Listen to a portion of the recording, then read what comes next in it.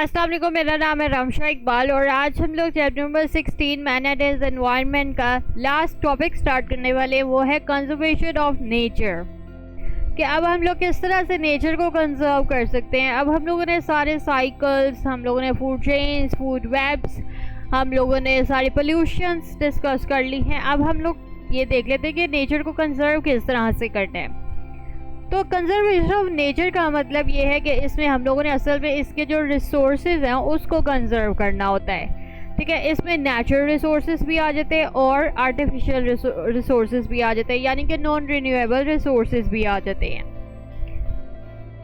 अब हम लोग अगर बात करें तो हम लोग बहुत ज़्यादा डिपेंड करते हैं नेचुरल रिसोर्सेज पे। ठीक है, ह्यूमंस बहुत ज़्यादा यूज़ करते हैं और कंज्यूम करते हैं नेचुरल रिसोर्सेज को।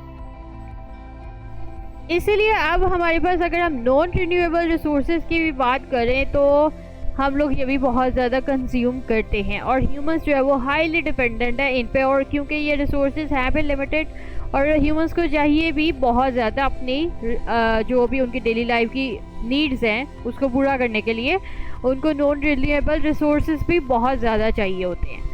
तो इसीलिए अगर हम लोग जो है वो रिसोर्सेज को जो यूज़ है एनवायरनमेंट में वो अगर हम लोग यूज़ करना चाह रहे हैं तो इसके लिए हमें क्या चाहिए, हम लोग फॉलो करें प्रिंसिपल ऑफ 3R। तो इससे हम लोग जो है वो ये जो रिसोर्सेज है वो ईजीली कंज्यूम कर सकते हैं। किस तरह से कर सकते हैं, ये कौन सा प्रिंसिपल है? इसमें सबसे पहले आता है R1। R1 का मतलब होता है रिड्यूस। नाम से ही पता लग रहा है कि इसमें क्या होता है कि जो भी हम लोग नेचुरल रिसोर्सेज यूज़ कर रहे हैं उसको हम लोग कम यूज़ करें। बहुत ज़्यादा एक्स्ट्रा ऑर्डिनरी यूज़ करने की ज़रूरत नहीं है, जितनी नीड है उतनी यूज़ करें। ठीक है, और उसको वेस्ट ना करें।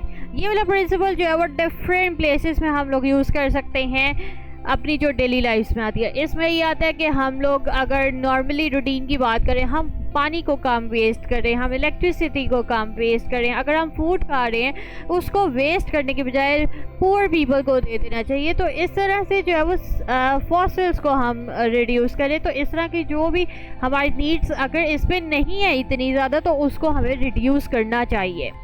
ठीक है, दूसरा हमारे पास प्रिंसिपल आता है R2, जिसका मतलब होता है रीयूज़। रीयूज़ ये होता है कि जो भी हम लोग चीज़ें यूज़ कर रहे हैं उसका मतलब ये नहीं होता कि एक बार तो आपने चीज़ यूज़ कर ली है उसको वेस्ट कर दिया जाए, बल्कि उसको बार बार रीयूज़ करना चाहिए, बार बार यूज़ करना चाहिए। इसमें लाइक प्लास्टिक बैग्स आ जाते हैं, पेपर आ जाता है, ये हम लोग डोमेस्टिक लेवल्स में जो है वो बार बार यूज़ कर सकते हैं इंस्टेड कि हम उसको थ्रो कर दें। ठीक है, इससे क्या होगा कि हमारी जो soil water pollution, soil waste pollution जो आती है ये हमारे पास जो है वो रिड्यूस हो जाती है। ठीक है, उसके बाद तीसरा प्रिंसिपल आता है R3 जो कि रीसाइकल होता है। रीसाइकल में क्या आता है, यही जो मटेरियल्स हम लोग डेली लाइफ में यूज़ करते हैं जिसमें पेपर है, प्लास्टिक वगैरह है, इसको हम लोग रीसाइकल भी कर सकते हैं।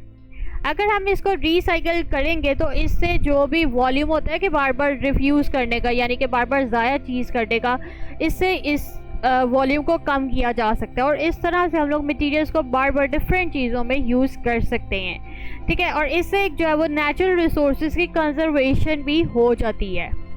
ठीक है, अब पाकिस्तान में अगर हम बात करें कंजर्वेशन ऑफ नेचर के लिहाज से जो है वो डिफरेंट प्लान्स किए गए कि किस तरह से इसको कंजर्व किया जाए रिसोर्सेज को।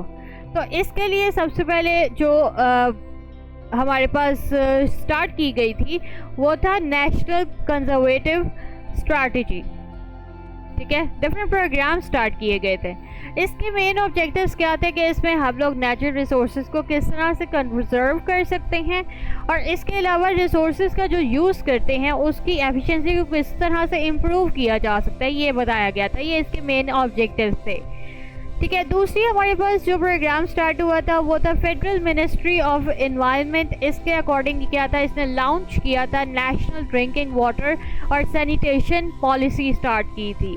ठीक है, इसके अलावा WWF का तो आप लोग को पता ही है कि इसमें हम लोग क्या करते हैं, इसने बहुत ज़्यादा प्रोजेक्ट्स किए हुए हैं कि किस तरह से हम लोग जो है वो नेचर को कंजर्व कर सकते हैं। ठीक है, तो आज हमारा टॉपिक बस इतना ही था। मैं अब आपको बुक से पढ़ा देती हूँ। यहाँ से आज हम लोगों ने स्टार्ट की है। सबसे पहले तो कंजर्वेशन की अगर बात करें तो किस तरह से हम करते हैं और कौन कौन से रिसोर्सेज करते हैं, जैसे इसमें नेचुरल रिसोर्सेज आ जाते हैं, नॉन रिन्यूएबल रिसोर्सेज आ जाते हैं, ठीक है। और इसके प्रिंसिपल क्या है, सबसे पहले रिड्यूस करें। यहाँ पे लिखा हुआ है recycling of 1 ton paper can save 17 trees. अगर हम 1 टन पेपर बना रहे हैं तो उसमें 17 ट्रीज को हम लोग सेव कर सकते हैं, यानी कि उसकी रिसाइकलिंग से, ठीक है। उसके बाद आता है रीयूज है, फिर उसके बाद रिसाइकल है। Clean water, air, fuels, agricultural land, forest appear to be plentiful earlier but now these are becoming scarce. पहले तो ये सारी जो चीज़ें थी ये बहुत ज़्यादा पाई जाती थी अर्थ में, लेकिन अब ये ज़रूरत से ज़्यादा कम होती जा रही है। If we continue depleting them like this we will be creating untold misery for ourselves and for our future generations, ठीक है। तो ये फिर मुश्किल में पड़ जाएंगे हम लोग खुद भी और नेक्स्ट जनरेशंस भी, अगर हम इसको रिड्यूस करना नहीं छोड़ेंगे, यानी कि रिड्यूस करते जाएंगे तो इससे जो है वो अपना भी नुकसान करेंगे और नेक्स्ट जनरेशंस का भी। वी कैन ऐड R4, एक और उसने कहा है कि प्रिंसिपल जो है वो भी ऐड किया जा सकता है इसके अंदर, वो है रीफॉरेस्ट, जिसके अंदर क्या है कि हम लोग ट्रीज़ की दोबारा से प्लांटेशन करें। ट्रीज़ क्या करते हैं, इन्वायरमेंट को कूल बनाते हैं, शेडी बनाते हैं और ग्रीन बनाते हैं, ठीक है। तो इस तरह से रीफॉरेस्ट भी करना चाहिए। उसके बाद आती है हमारे पास ये जो भी प्रोग्राम स्टार्ट किए गए थे पाकिस्तान में, वो सारे बताए हुए हैं। WWF ने कौन कौन से इसमें इम्प्रूवमेंट की थी, क्या क्या उसने बताया था, ये सिंपल आप खुद पढ़ लीजिएगा कौन से प्रोजेक्ट्स उसने किए थे, ठीक है। और अब हमारा ये जो है वो टॉपिक कंप्लीट हो गया है और ये चैप्टर भी कंप्लीट हो गया। आज का टॉपिक बस यही शॉर्ट क्वेश्चन MCQs के लिए था, इतना इंपॉर्टेंट ये शॉर्ट के लिए भी नहीं है, ठीक है। ज़्यादातर MCQs में ही आता है। तो बस यही आप प्रिंसिपल देख लीजिएगा 3R के कौन सा होता है। और अगर आपको वीडियो पसंद आई है तो लाइक करें, शेयर करें, सब्सक्राइब करें। लिंक आपको नोट्स का डिस्क्रिप्शन में मिल जाएगा, साथ में एक और लिंक दिया हुआ जो कि फुल बुक है। अगर आपने वहाँ से स्टडी करना है तो आप वहाँ से भी कर सकते हैं। अगर किसी चीज़ की समझ नहीं आई तो नीचे कमेंट्स में पूछें। तो आज के लिए इतना ही, अल्लाह हाफिज़।